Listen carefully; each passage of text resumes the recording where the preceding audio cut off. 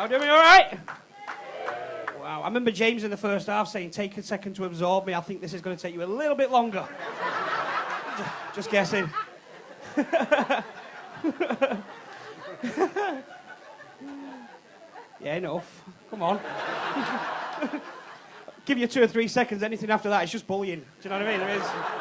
There's report buttons. You know, like with Facebook, you can shake it. Watch. Yeah. See?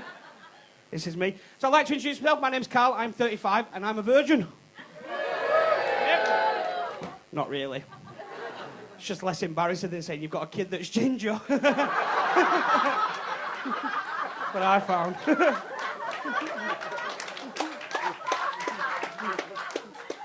Bless him. I've got Emma, Chloe, Abby, Jake, and then my youngest one's called 7863149. That's the ginger one. It reminds me why we love him. It's his child benefit number. Which is why we keep him around, really. I do actually have 5 kids. When you have your first... Have we got parents, anybody? Yeah, there's a couple of yous, yeah. Looking dead inside, it's fine. I'm with you. When you have your first kid, you said, do you want a boy or a girl? You say you don't care as long as it's... Okay. Yep, I got a girl. Yay, thank you. It was 1 or 2, wasn't it? I'm wondering if the 2 people who cheered for the girl, like, would have shut the fuck up and all your rest would have done if I said it was a boy, do you know what I mean? Well, second child come along, I've got a girl. They said, do you want a boy or a girl? I said, it'd be nice to have a lad now, but 1 of each. But I don't care as long as it's... Okay. Got another girl. Yeah. Okay, now it's growing in confidence, right? Child number 3 come along. And I'm like, I'd like to have a lad now, but I don't care as long as it's... Okay. Got another girl! Child number 4 got a boy! And then child number 5, I said, I don't care as long as it's... Okay. Fuck that, have you seen the benefits of disability? Right? I mean...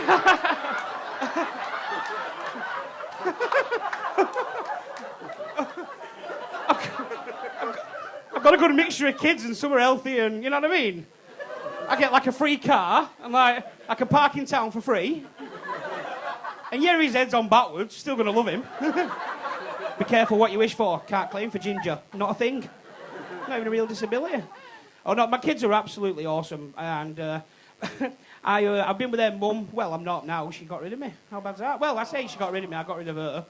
Does that make you feel even worse? No. I just like the sympathy thing at first, really. Everyone else had an aura and I was missing out. I was actually the one that got rid of her. We'd been together 15 years. Trips from Ann Summers had turned into trips to the wacky warehouse. Kissing and cuddling from the back of the pictures. Went to me begging during the adverts of Emmerdale. With a bribe, I'll make her a brew afterwards. And put a towel down.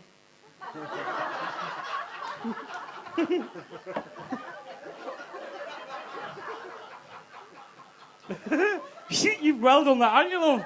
Look at her. Feel my pain when she got out of flannel. Yeah? Growing not a show of me. Oh my word.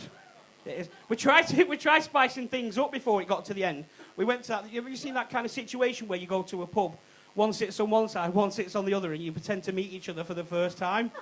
And after 4 hours, she come over, she's like, what are you doing, dickhead? You've not come and said hello? I'm like, fuck off, I've met someone like you. I ended up with 5 kids. One's ginger! Tried a bit of dressing up. Now, when your family are all manx and she comes in dressed as a copper, I'll be honest, I thought we were getting raided. Shit myself. I'm like to the kids, either grow! Don't even do drugs, it just seemed a natural thing to say. It was like... She said, I'm arresting you. I said, what for? She's been a sexy fucker and great in bed. She put these handcuffs on me. She pushed me on bed, gravity, kind of helped her out a little bit. 2 minutes later, lights on, handcuffs off. I said, what are you doing? She's like, yeah, charges dropped, lack of evidence. I was like, whoa, come on. Not that bad. Absolute an arsehole. No need for it at all. Came to Liverpool today. I wanted to make a bit of an effort. I thought I'll go and find... I thought this is the king of places where you can go and buy Adidas trackies and T-shirts and everything. I'm sure I'll find someone in Liverpool where I can get an Adidas T-shirt. I thought I'd make a bit of an effort. Walking through the one, and just outside they've got a big caravan there today covered in camouflage, which was shit because I could see it, right? Exactly, I didn't see the point in it, really. It's got a big sign there saying, Territorial Army, be the best. They're doing a recruitment drive. It's summer holidays, it's busy, and out of everyone, they said, what about you, son? Do you fancy joining up? I said, what has a fucking sandbag?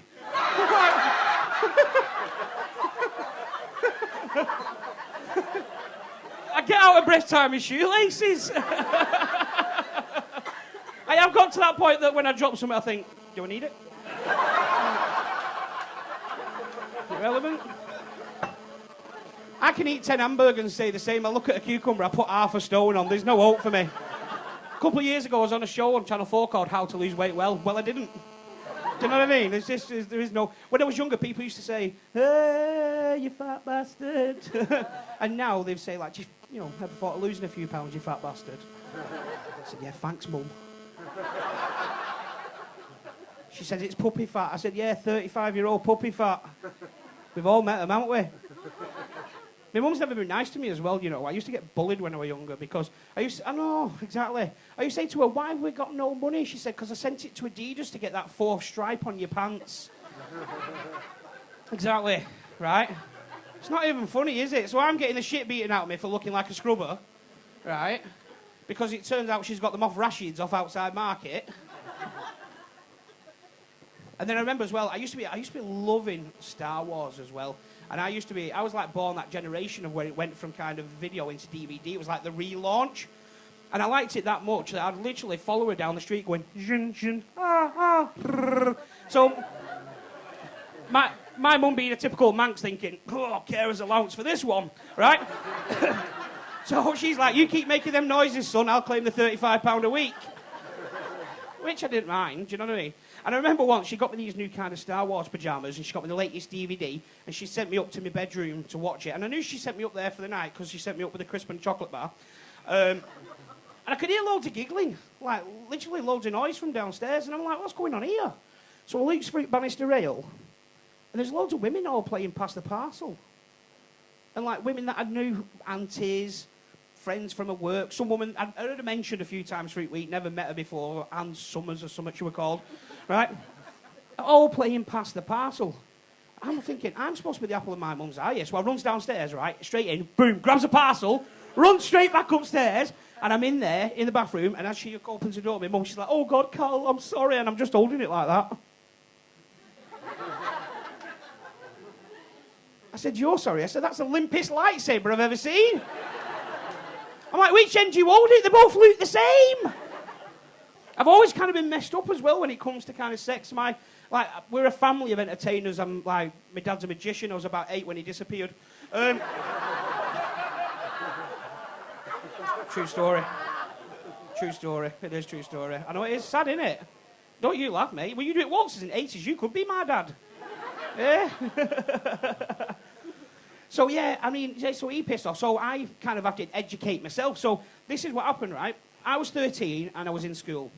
And my friends, back in them days, you had the old skyboxes. They were analogue, right?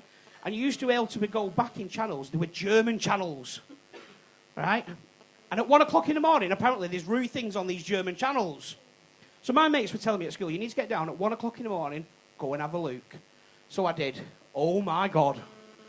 It is the best and worst thing I have seen in my life. So the next day, I'm going to school, and I'm telling all my friends, I wash my hands, right? I'm like, I'm not an animal, right?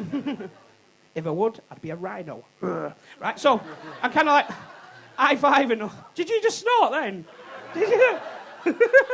Was that your way of saying, no, you'd be more like a fucking pig?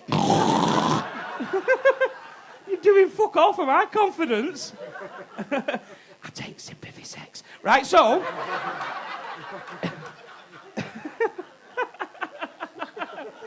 So I crept down, and literally everyone was oblivious to it. So the next day, I get home from school, and I'm telling everyone, and my mum said to me, did you have a good day at school today, Carl? And I was like, yeah, it was fantastic. She went, poof, round the back of my head. She said, I bet you did, you dirty bastard. So let me just give you a little bit of a story, right?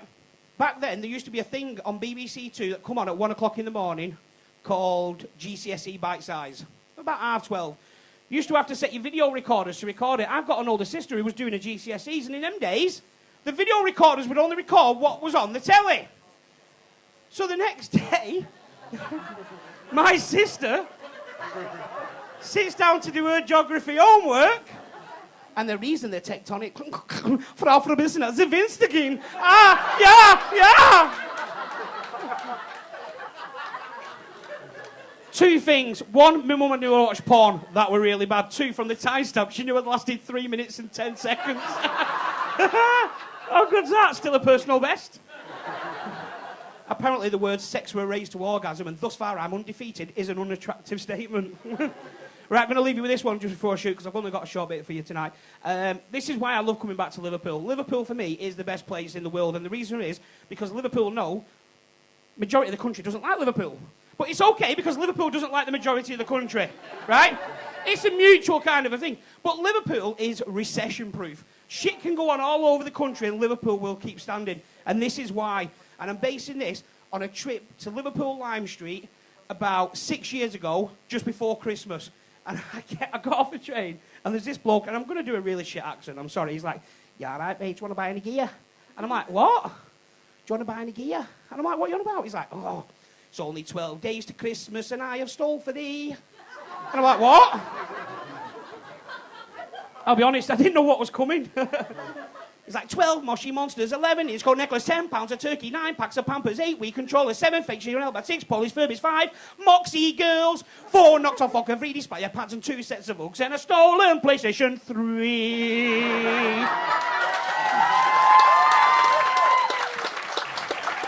This is why I love Liverpool. I said, what the fuck with that? Is that way if you don't want to buy any gear, I can have £1 for the carol singing. Love it! My name's Mick Lawrence. Listen, enjoy the rest of your night. Thank you very much.